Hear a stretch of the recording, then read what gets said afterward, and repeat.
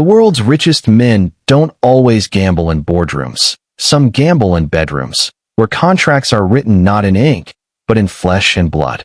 And when those bets collapse, the cost isn't financial ruin, it's human ruin. Welcome to today's story. If you're new here, make sure to hit that subscribe button, give this video a thumbs up, and turn on the notification bell so you never miss an update. The air in Simon Hart's office was so cold it made Lila's skin prickle. Floor-to-ceiling windows framed the city skyline, the towers glittering like they were built just for him. On the glass desk between them lay a slim folder with gold lettering on the cover, confidential agreement. "Take your time," Simon said smoothly, his voice like velvet over steel. He leaned back in his chair, cufflinks glinting under the light. "But you already know what this is worth. 1 million. Tax-free. A future secured." Lila's fingers hovered above the folder, trembling. $1 million. The number pulsed in her mind like a drumbeat. Behind her, Ruth, her mother, whispered urgently, "Don't think, just sign. This is God's blessing, child." Beside Ruth, her brother Caleb grinned like a man who had just won the lottery. "Lila, come on. Nobody gets offers like this. You'd be crazy to say no." But not everyone in the room was smiling. Jonas stood near the window, arms crossed, jaw tight. His reflection in the glass looked like a shadow trying to break free. He had said almost nothing since they arrived, but his silence was louder than any protest. Finally, he spoke. "This isn't a gift. It's a trap." Simon's lips curved into a knowing smile. "A trap? Jonas, please. Let's not be dramatic. This is business. Clean. Simple. Everyone wins." Jonas turned, his eyes burning into his wife's. "You think a man like him gives away $1 million without strings? Look around, Lila. Everything in this room, the art, the glass, even the damn air, comes with a price." Lila swallowed hard, her gaze darting between her husband and her boss. Jonas looked tired, like he'd been fighting a battle no one else could see. Simon looked powerful, untouchable, the kind of man who never lost. I don't want us struggling forever," she whispered. Jonas's voice softened, but the urgency stayed. Struggle is better than selling yourself into someone else's game. Once you sign, it's not your choice anymore. It's his. Caleb cut in, his voice sharp. "Enough with the scare talk, Jonas. Do you know how many bills this family has? How long Mom's been scraping by? You can't stand in the way of this." Ruth's eyes gleamed with desperate hope. 1 million. Imagine what we could do. Pay debts, buy a house, send the kids to college. Lila, don't let your husband's fears steal this from us." Lila felt her chest tighten. Every word pulled her in a different direction. Her husband's warning. Her family's begging. Simon's offer glowing on the desk like a poisoned jewel. Simon slid a pen across the glass with a deliberate motion. "Lila," he said softly, "some choices come once in a lifetime. This is one of them. You carry my child. You walk away a millionaire. No debt. No struggle. A new life." The pen stopped in front of her hand. For a long, breathless moment, Lila didn't move. She could feel Jonas staring, silently pleading with her to back away. But then she thought of the bills piled high on their kitchen counter, the calls from creditors, the humiliation of saying no to her family yet again. She thought of the word million echoing in her head. Her fingers closed around the pen. "Lila," Jonas said, his voice breaking now, "don't do this." She looked at him, really looked. The man she had married, the man who believed in love over money, in dignity over desperation. But she also saw the man who couldn't stop the world from crushing them, no matter how hard he tried. "My body, my choice," she whispered. And with that, she bent over the contract. The pen scratched against the paper, black ink spilling across the lines that would bind her to Simon Hart forever. Jonas turned away. Ruth clasped her hands like a woman at church. Caleb let out a low whistle, shaking his head in disbelief. And Simon Hart. Simon leaned back, smiling like a man who had just captured another piece on a chessboard. When the last letter of her signature curled into place, the room seemed to exhale. The deal was done. But Jonas knew the truth, even if no one else saw it. This wasn't the beginning of a new life. It was the start of a slow, merciless fall. The trap was set, and the ink was still wet. The champagne cork shot across the room like a bullet, bouncing off the ceiling before clattering to the floor. Caleb caught it mid-laugh, raising the bottle high as golden foam spilled over his fingers. To the new dynasty, he shouted, pouring champagne into every glass he could reach. The Hart Lila legacy. 1,000,000 reasons to smile tonight. The living room glowed with a warmth it hadn't seen in years. Ruth had dragged out her best tablecloth, a silky one she usually saved for Christmas, and spread it across the dining table. Platters of food appeared from every direction, borrowed pride dressed up as prosperity. For once, the house smelled of roasted chicken and butter instead of boiled rice and regret. Lila sat at the center of it all, cheeks flushed with nervous joy. She wore a new dress Ruth had insisted on buying to mark the occasion. Everyone treated her like royalty, every toast directed at her belly, even though it was still flat, still untouched by time. "You've done something no one else in this family could," Ruth said, her glass trembling slightly as she lifted it. "You've secured us. You've saved us." The words made Jonas's stomach twist. Saved us? At what cost? He watched from the corner of the room, his glass empty, his smile forced. It felt like everyone was speaking a language he couldn't understand, a dialect of greed and hope. Caleb slapped him on the back, nearly spilling his drink. "Cheer up, brother-in-law. You're part of history now. Do you realize it? We're not nobodies anymore." Jonas kept his voice low. "History doesn't come cheap, Caleb. You'll see." But Caleb wasn't listening. He never listened. He was too busy swirling champagne like a Wall Street broker, making promises to himself about sports cars and vacations he'd never afford on his own. Meanwhile, Simon Hart had arrived late, but when he stepped into the room, it was like gravity shifted. Every head turned, every laugh quieted. He wasn't just a man in a tailored suit. He was the embodiment of power, the kind that seeped into walls and demanded reverence. He walked straight to Lila, bent down as though he were speaking only to her, and whispered, "You're not just carrying a child. You're carrying a legacy." Lila's eyes widened, her lips parting slightly. The words wrapped around her like silk, intoxicating, dangerous. She nodded as if she believed him, as if she were already cradling destiny inside her. Jonas clenched his jaw. Legacy. That's how Hart saw it. Not a child, not a family, but an empire being built on the back of his wife's body. The room roared back to life. Ruth clinked her glass against Caleb's. "To Lila, to the Hart family, to all of us," she cried. "May the future finally favor us." Jonas didn't raise his glass. He couldn't. The celebration felt less like joy and more like worship. They weren't celebrating Lila's courage or sacrifice. They were celebrating the illusion of wealth, riches they didn't own yet, promises written in invisible ink. Lila caught his eye across the table. For a brief second, he thought he saw hesitation flicker there, a shadow of doubt, maybe even guilt. But then Hart's hand brushed hers under the table, and the hesitation vanished. She smiled at her family, her cheeks glowing under the chandelier, and Jonas knew he had lost her to something far greater than himself. Caleb jumped up, raising his glass again. "Here's to new houses, new cars, new everything. Goodbye poverty, hello freedom." The room erupted in cheers. Ruth dabbed her eyes with a napkin, whispering prayers of gratitude. Lila laughed, a soft, almost nervous sound that tried to keep pace with the noise around her. And Jonas stood in the corner, watching it all unravel like a man at his own funeral. The champagne bubbled, the toasts grew louder, but beneath it all, a tension hummed. It was the sound of a rope being pulled too tight, of something beautiful disguising the fracture beneath. They thought they had inherited the world. Jonas knew they had inherited a storm. And as Hart raised his own glass, smiling that patient, predator's smile, Jonas could only think of the contract signed in gold ink, the ink that hadn't yet dried on their future, but already stained their souls. The dynasty had begun, but it wasn't theirs. The first crack appeared in the form of a stapled packet slipped under their front door. It wasn't the contract itself, that had already been signed, sealed, and celebrated. This was the addendum. Neat legal print, page after page, thick with language that seemed designed to suffocate. Jonas sat at the kitchen table, reading aloud, his voice tight. Clause 17. The spouse shall refrain from attending any medical appointments related to the pregnancy unless expressly approved by Mr. Hart or his legal representatives. He looked up at Lila, who was stirring sugar into her tea like she couldn't hear him. "Did you know about this?" he asked. She didn't answer right away. She just kept stirring, the spoon tapping against the cup in a rhythm that grated his nerves.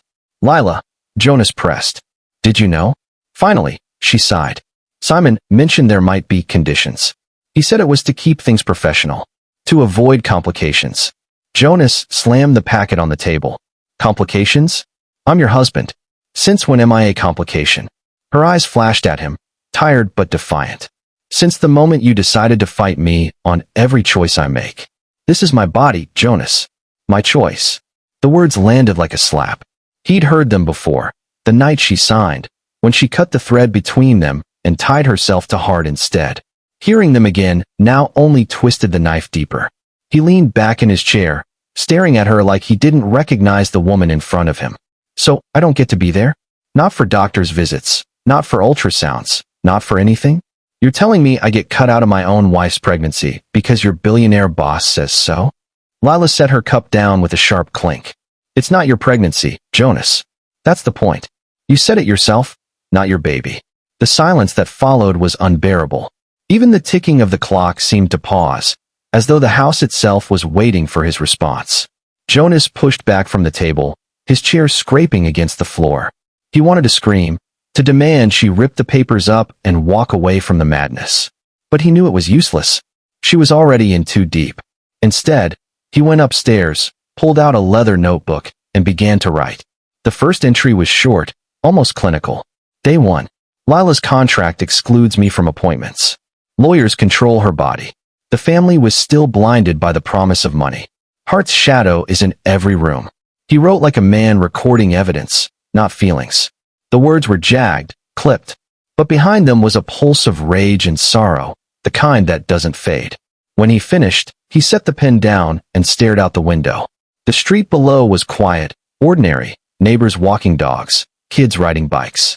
Yet in their house, reality was bending into something grotesque.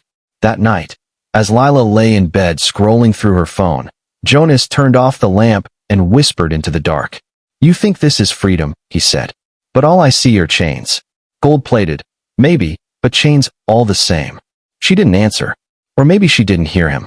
Either way, the silence between them stretched like glass, thin, fragile, and ready to shatter. Later, his voice would return in the form of a confession, as if speaking to an unseen audience. "I started writing it all down," he'd say. "Every clause, every conversation, every time she reminded me it was her choice. I told myself it was to keep track, to protect myself. But the truth? I already knew something was coming. Contracts like these don't build futures. They bury people in them." He'd close the notebook in his hands and stare into the camera. "And I knew one day someone would need the record, because when it all collapsed, nobody would believe me otherwise." The news broke on a gray Tuesday morning. Jonas was halfway through his coffee when the headline flashed across the muted television. "Simon Hart under investigation for financial misappropriation and fraud. Personal and company's accounts frozen. Lawyers resign." The anchor's lips kept moving, but Jonas didn't need sound to understand the chaos unfolding.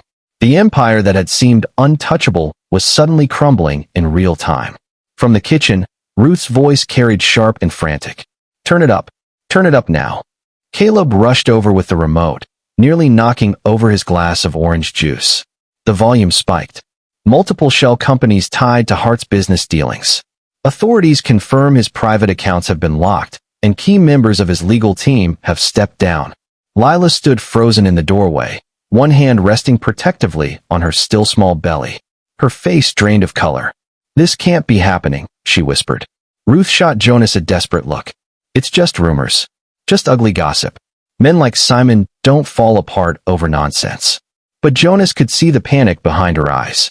She was clinging to denial like a drowning woman clings to driftwood. Caleb, on the other hand, was pacing the room, shaking his head. "They'll clear it up. Hart's got money everywhere. Offshore, onshore, doesn't matter. The man's untouchable." Jonas took a slow sip of his coffee, savoring the bitter taste. He didn't speak right away. He wanted them to feel the silence pressing in. Finally, he said, "Untouchable men don't have their lawyers quitting in the middle of the night." The words landed heavy. Lila turned toward him, her eyes flashing with anger and fear. "You sound almost happy about this." Jonas set his mug down with a deliberate clink. Happy? No. But I told you. From the start, I told you. A deal like this doesn't end in champagne and roses. It ends exactly like this. Ruth slapped her hand against the counter. Stop it. Stop acting like you're some prophet. We trusted Simon. He promised us. Promised you. Jonas cut in. Not me. The room went still. On the TV, the anchor's voice droned on about frozen accounts and offshore scandals. But in the living room, the only sound was Lila's uneven breathing. What happens now? She asked softly, almost to herself. Jonas studied her face, the cracks showing in her confidence, the weight of reality pressing down on her shoulders. For the first time, she looked less like a woman carrying a miracle and more like a woman carrying a curse. You wait, Jonas said simply. You wait for the fallout. And it's coming. By nightfall, the whispers had turned into full-blown panic. Caleb was on the phone, calling every contact he could think of, begging for scraps of information. Ruth was pacing with her rosary beads, muttering prayers under her breath. And Lila sat in the corner, staring at her phone like it held the answers. But the answers weren't coming. Simon Hart had vanished. No press conferences, no denials, not even a carefully crafted statement from his PR team. Just silence. Jonas sat apart from them, scribbling in his leather notebook. Day 94. Hart is gone. Lawyers scattered. Accounts frozen. Family unraveling. They still think money will fall from the sky. I know better. The sky doesn't rain gold. It rains fire. He closed the notebook and looked around the room. Ruth was crying quietly now, her tears smudging her mascara. Caleb cursed under his breath, slamming his phone against the wall. And Lila finally looked up, her eyes locking with Jonas's. For a split second, he thought he saw regret there. Maybe even apology. But it flickered and vanished, swallowed by pride. We'll be fine, she said, her voice trembling but determined. He'll come back. He has to. Jonas shook his head slowly. No, Lila. Men like Simon Hart don't come back. They disappear. And when they do, they take everything with them. The room fell silent again, the television droning on like background noise to their unraveling lives. Jonas leaned back in his chair, watching the panic spread through the family like wildfire. A quiet satisfaction curled in his chest, though he didn't dare show it. Because he knew the truth. This was just the beginning. The worst was still waiting in the shadows. The Hart mansion had always loomed over them like a golden promise. Now it was nothing but an empty shell in the distance, its windows dark, its gates locked. Inside Jonas and Lila's small home, the air was just as heavy, thick with smoke from Ruth's incense and the sour tang of desperation. They sat around the dining table again, but this time there was no champagne, no roasted chicken, no celebration. Only silence and stale bread rolls, the kind Ruth baked when she wanted to remind everyone of sacrifice. Finally, Ruth broke the quiet. Her voice cracked, but her eyes burned with something harder than grief. Jonas, it's time you step up. Jonas looked up slowly from his plate. Step up to what? Ruth leaned forward, her rosary beads clinking softly against the wood. To responsibility. Simon is gone, the money is gone, but the baby, our bloodline, is still here. Lila can't do this alone. You're her husband. You owe her that. Jonas almost laughed. The sound that left his chest was bitter and sharp. I owe her. Tell me, Ruth, what exactly do I owe? She signed her body away for $1 million dream that never existed. Against my warning. Against my wishes. Against every damn instinct I had. Caleb slammed his fist against the table, rattling the plates. Don't you dare stand there like some saint. You were supposed to back her. A real man would have supported his wife instead of sulking in the shadows, waiting for her to fail. Jonas's eyes locked on him, cold and steady. A real man doesn't sell his wife's womb to the highest bidder, Caleb. The room went still. Lila, who had been quiet until now, suddenly burst into tears. Her shoulders shook as she clutched her belly, her voice raw and broken. They promised us everything, she sobbed. The house, the security, the future, and now I'm left with nothing but this baby. Her words sliced through Jonas, but not the way she intended. He stood slowly, his chair scraping back across the floor, his shadow stretching long against the wall. His voice was calm, almost too calm. Not my baby. Not my burden. The silence that followed was volcanic. Ruth gasped as though he'd struck her. Caleb shot to his feet, his face twisted with fury. You selfish bastard. She's carrying life inside her, and all you can do is spit venom? Jonas's jaw tightened, but he didn't flinch. It's not my life. Not my choice. Remember? Her body, her choice. Those were her words, not mine. And choices have consequences. Lila's sobs turned into a wail, echoing through the house like something had died. Ruth reached across the table, grabbing her daughter's trembling hands. Don't listen to him, my child. He's forgotten what it means to be a husband, to be a man. Jonas turned away, walking toward the door. His voice carried over his shoulder, low and final. No, Ruth. I haven't forgotten. You all have. Later, in the dim glow of his study lamp, Jonas opened his notebook again. His handwriting was jagged, pressed deep into the paper. Day 137. They begged. They cursed. They cried.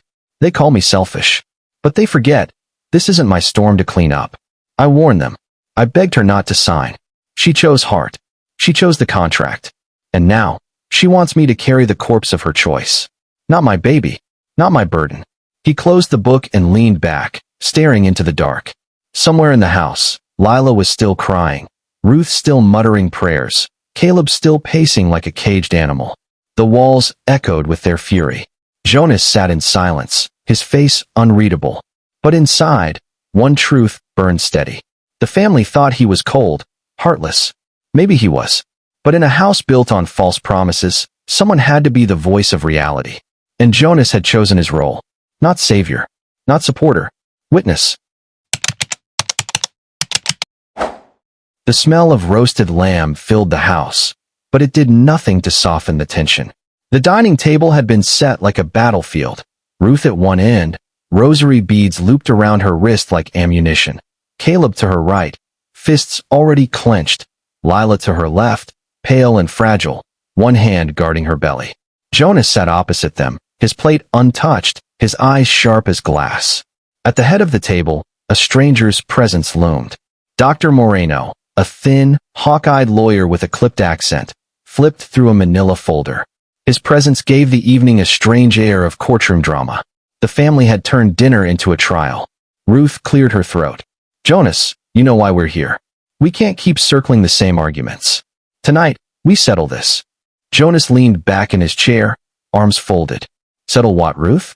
You already made your choice the day you signed your daughter's womb over to Hart. I'm just here for the free meal. Caleb slammed his palm against the table, rattling the silverware. Don't play smart with us, Jonas. You've been hiding behind your smug silence while Lila carries this burden. She needs you. The family needs you. Jonas's lips curled. Correction, your family needs me. Mine? She's sitting right here. He nodded toward Lila, whose eyes welled with tears. And she's the one who cut me out. Ruth lifted a trembling hand, pressing her rosary beads to her lips. Don't twist this. She did it for all of us. For our future. For you too. Jonas's laugh was cold, humorless. For me? I told her not to. She said, my body, my choice. Those were her words. Now you want to rewrite the rules because your golden goose flew away. The room bristled with silence until Dr. Moreno finally spoke, his voice low and deliberate. Legally, Mr. Jonas is correct. The contract with Mr. Hart absolves him of all financial and parental obligation. He is, by law, a bystander. Ruth's chair screeched against the floor as she lurched forward. By law, maybe. But what about morality? What about decency? A man does not abandon his wife while she carries life inside her. Jonas met her stare without blinking. A man doesn't let his wife sell that life to a billionaire ghost. Don't lecture me about decency when you were the one pouring champagne the night she signed her freedom away. Caleb's fist crashed onto the table again, harder this time, a fork clattering to the floor. You keep talking like that, and I swear. Jonas's eyes narrowed, his voice dropping to ice. What? You'll hit me? You think violence will buy your way out of Hart's mess? For a tense moment, Caleb looked ready to lunge across the table. His jaw tightened, his knuckles white. Ruth grabbed his arm, whispering prayers under her breath. Then Lila's voice broke through, weak and trembling. Please stop. The whole room stilled. Tears streamed down her face as she clutched her belly. I can't take this anymore. I thought I was giving us a future. I thought Simon was the answer. Now I feel like I'm carrying a curse.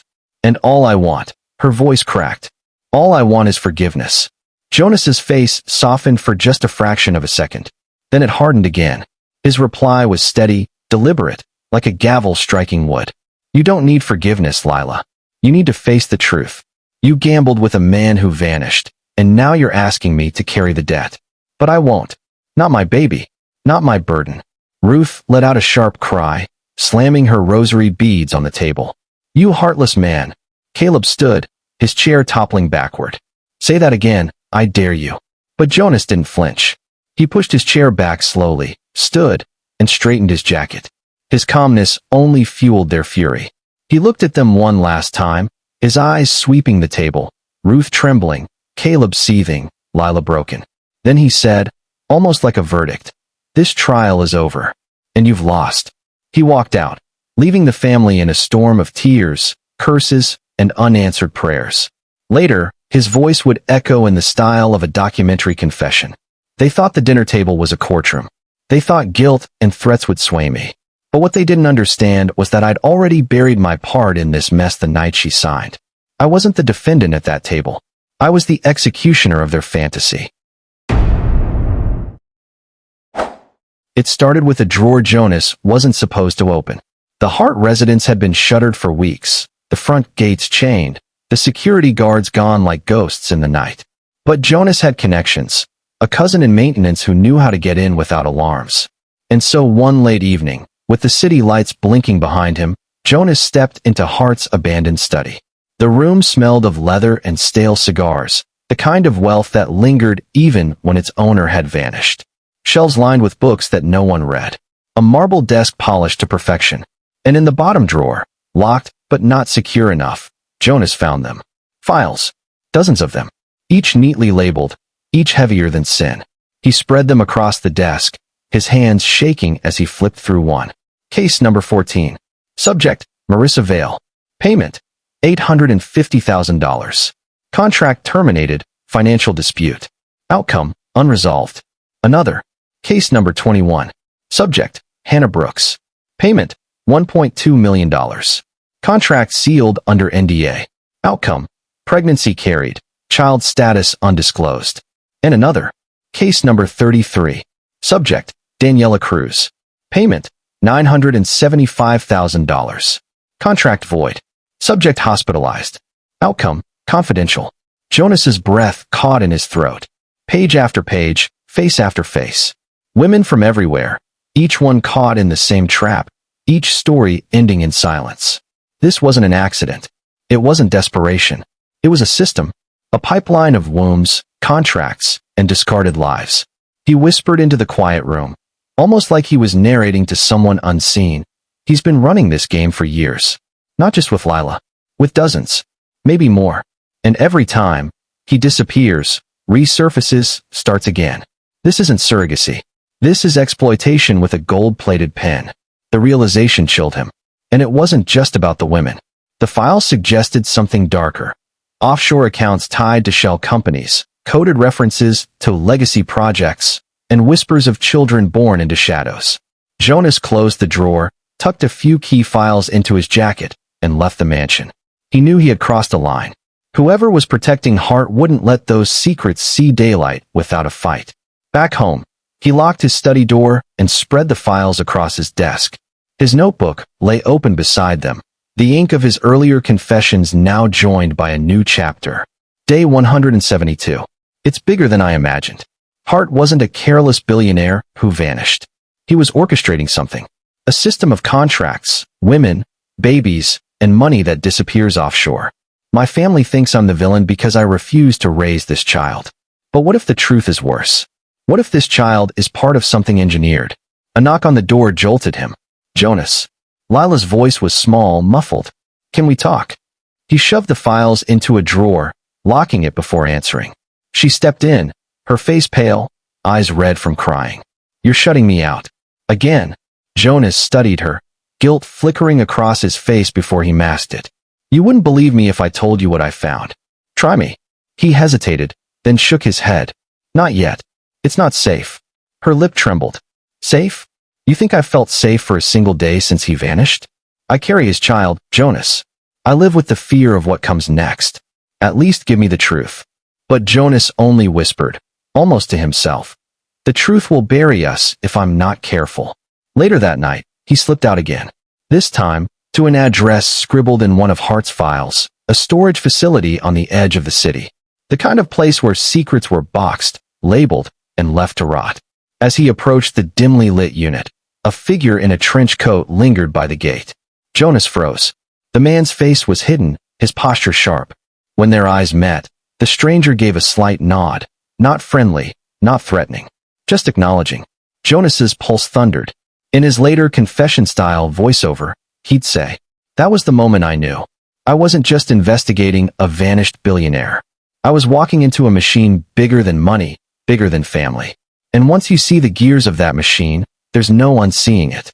Hart didn't vanish. He multiplied. And we were just one of many broken households left in his wake. The headline hit like a thunderclap. Billionaire mogul Simon Hart killed in jet crash. No remains found. Jonas read it twice, then a third time, before letting the paper fall to the kitchen counter. The glossy photo of Hart, teeth white, eyes steely, hand in the air like a conquering emperor, stared back at him like a taunt. Behind him, Lila gasped. She clutched her belly as if shielding it from the words. No, this isn't real. Jonas didn't answer right away. His instincts screamed that this wasn't an ending. It was a smokescreen. The details were too neat, too cinematic. A private jet, en route to Monaco, lost contact over the Atlantic. Wreckage scattered, no survivors, no bodies. The perfect vanishing act. Jonas muttered under his breath, almost like a confession to an unseen camera. The man built his empire on contracts and disappearances. Death is just another clause. The world buzzed with rumors. On TV, anchors speculated about sabotage, financial enemies, even cartel ties. Online, hashtags trended. Hashtag Heart Crash and hashtag Billionaire Ghost. But the whispers Jonas heard were different. Emails trickled into his inbox from names he didn't recognize. Phone calls at odd hours, women speaking in hushed voices. He promised me to. He disappeared on us. I think my child is his. Jonas scrolled through message after message, realizing the scope. He wasn't alone. There were others, dozens, maybe hundreds, who had signed their futures away to the same smiling ghost. One night, he met with a woman named Clara in a dimly lit cafe. Her eyes were sunken, her voice brittle. I cared for him 5 years ago. Twins. He swore they'd be safe, provided for. But when they were born, they were taken. No names on records. No adoption papers. Just gone. Jonas's stomach churned. And you never saw them again? She shook her head, tears pooling. I don't even know if they're alive. Jonas left the meeting with a new weight on his shoulders. Hart wasn't just vanishing after contracts collapsed. He was collecting. Children, heirs, legacies hidden in shadows. Back home, Lila had descended into paranoia. She taped the windows shut, double-locked the doors, kept the lights burning through the night. He's not dead, she whispered over and over, her hands trembling. He'll come back for the baby. I know it. He said I was carrying his legacy. Legacies don't burn in the ocean. Jonas tried to soothe her, but her eyes darted around the room as though Hart's shadow lingered in every corner. Lila, he said firmly, gripping her shoulders, listen to me. If he wanted to come back, he would have by now. This, he gestured at the headlines on the table. This is all theater. He's either gone, or he's hiding where no one can touch him. But she shook her head violently. No, he'll come. He always comes back. And when he does, he'll want what's his. Her words cut Jonas to the bone. What's his? That night, Jonas sat in his study, the lamp casting long shadows over Hart's stolen files. His journal lay open, pen hovering. Day 201. Hart is a ghost. Officially dead, unofficially everywhere. Other families are reaching out, desperate, broken. Their stories match ours. Promises, contracts, vanishings. And then children, missing like coins slipped into a vault. This wasn't business. This was design. Lila is cracking under the weight of it. She thinks he'll come back. I'm starting to fear she might be right. As he closed the notebook, his phone buzzed. An unknown number. He hesitated, then answered. A woman's voice hissed through the static. You don't know me, but I know you. If Hart's gone, you need to understand, someone else will come to collect. You're in more danger than you think." The line went dead before Jonas could respond. He sat frozen, heart pounding. For the first time, he realized the truth. Hart's ghost wasn't the only thing to fear. The system he built was still alive. And ghosts, Jonas thought, don't vanish. They hunt. The whispers started small. Jonas could hear them drifting through the thin walls of the old house like smoke. Caleb's baritone rumble, Ruth's sharp, clipped hissing. Whenever he entered the room, the conversation snapped shut like a trap. He knew enough not to ask. He simply watched. And waited. One night, he caught them at the kitchen table, papers spread out, voices rising. "We just need to prove it," Caleb was saying, stabbing a finger at the documents. "Jonas is the husband, so by law, people will assume he's the father. With the right lawyer, we can frame it clean. He'll be forced to pay support whether he likes it or not." Ruth leaned back, her face tight but gleaming with cruel satisfaction. "He's been smug for too long, acting like he's above this family. Well, he won't walk away when a court order chains him down. He'll provide for Lila, for the child, for us." Jonas froze in the doorway, every muscle tense. They hadn't seen him yet. Their voices sharpened in his ears like knives. "Do you think Lila will go along with it?" Caleb asked. Ruth gave a cold chuckle. "She will. She has no choice. This family's survival depends on it. And Jonas? He'll learn loyalty the hard way." Jonas stepped into the light, then, his voice low and dangerous. "Loyalty? You want to talk about loyalty?" The papers scattered as Caleb leapt up, startled. Ruth's eyes widened, but she recovered fast, her lips curling into a defiant smile. "You heard us," she said. "Good. Saves us the trouble of hiding it." Jonas's jaw clenched. "You drag me into court, brand me a liar, a father to a child that isn't mine, just so you can keep your dream of riches alive." Caleb crossed his arms, towering over the table. "Better a liar than a coward. Better a provider than a man who abandons his wife." Jonas didn't flinch. His voice was steady, ice cold. "You don't know the meaning of husband, or father, or loyalty. You want a bank account, not a man." Later that night, Lila sat across from Jonas in their dimly lit bedroom. The lamp buzzed faintly, throwing weak shadows over her face. She looked tired, defeated, but there was something else too, a crack in her armor. "I knew," she whispered finally, her eyes fixed on the floor. Jonas frowned. "Knew what?" Her voice quivered, but the words spilled out anyway. That Hart couldn't be trusted. That all his promises were smoke. But I wanted it. I wanted the life he dangled in front of me. The money, the house, the security for my family. Jonas's chest tightened. "So you gambled everything? Our marriage, my trust, this child's future, for a fantasy?" Tears slid down her cheeks, silent but heavy. "I thought I was strong enough. I thought if I carried his legacy, we'd all be lifted. I didn't realize I was just another pawn, another file in his drawer." Jonas turned away, the weight of her confession pressing down on him. In that moment, he felt the betrayal cut deeper than any lawsuit or accusation. She hadn't been blind. She had been willing. "Do you know what it feels like," he said softly, almost to himself, "to be betrayed by every single person tied to you? To realize the people closest to you would rather see you shackled than free?" Lila reached out, her hand trembling. "Jonas, please." He pulled back. "Don't. You chose him. You chose money. And when it all burned down, you still chose them over me." That night, Jonas wrote in his journal, his handwriting jagged and dark. Day 229. Betrayal tastes bitter, but familiar. Caleb and Ruth plot in the open now. Lila admits she knew. "I am surrounded, cornered by people who smile at me during the day and scheme against me by night. Hart may be gone, but his ghost lives in them. Greed, lies, hunger for a fortune that never existed.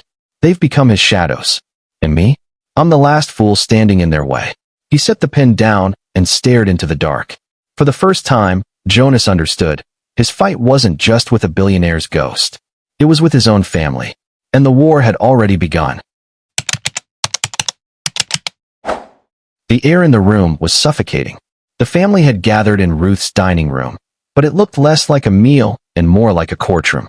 A polished oak table stretched between them, littered with contracts, affidavits, and the heavy silence of judgment. On one side sat Ruth, her pearl necklace glinting under the chandelier, her lips pressed into a line of grim authority. Beside her, Caleb leaned forward with the eagerness of a man smelling blood. And between them sat a sharp-suited lawyer Jonas had never seen before, clean shave, briefcase latched shut like a weapon. Across the table, Jonas sat alone. No papers, no lawyers, no allies. Just his steady gaze and the faint scratch of his chair against the wood. Ruth broke the silence first, her voice rehearsed and cold. "Jonas, this is your last chance. We can handle this quietly. Sign the agreement, take responsibility, and secure this child's future. Or we take it to court and let the world decide." Caleb smirked. "You'll lose everything either way. At least this way, you keep some dignity." Jonas's eyes flicked to Lila. She sat at the far end, pale and trembling, caught between shame and desperation. She wouldn't meet his eyes. The lawyer cleared his throat. "Mr. Jonas, legally, there's a compelling case. Public sympathy will not favor a man who abandons his pregnant wife. A judge could rule in their favor." He leaned back, smooth and confident. "But it doesn't have to come to that." Jonas leaned forward, resting his elbows on the table. His voice was calm, almost too calm. "So this is it. The grand finale. Papers, threats, blackmail, all because you can't let go of a dream built on a dead man's lies." Ruth snapped. "This isn't about heart anymore. It's about family. About doing what's right." Jonas chuckled, low and humorless. "Family? Don't you dare use that word. You all chose money over blood. Every single one of you." Caleb slammed a fist on the table. "Say what you want, Jonas, but that baby needs a father." Jonas's eyes darkened. He rose slowly, his shadow stretching across the table like a verdict. His words dropped like stones. "You wanted me to play father. Savior. Fool. But here's the truth." He paused, letting the silence coil tight. "Not my baby. Not my burden." The words echoed through the room, final and unshakable. Lila flinched as if struck. Ruth's face twisted with fury. Caleb muttered a curse under his breath. The lawyer shifted uncomfortably, sensing the deal slipping through his fingers. Jonas pushed his chair back, the scrape loud in the tense room. Without another word, he turned and walked away, leaving papers unsigned, demands unanswered, and a family shattered in his wake.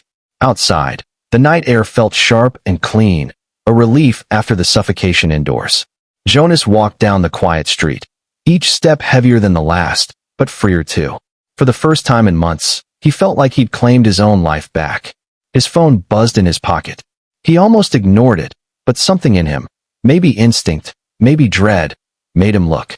An unknown number. One new message. He opened it. "You don't know the half of it. Hart isn't dead, and he'll want what's his." Jonas stopped cold, staring at the screen, the glow of the words reflected in his eyes. His heart pounded, but his face hardened. Somewhere in the dark, the ghost of Simon Hart was smiling.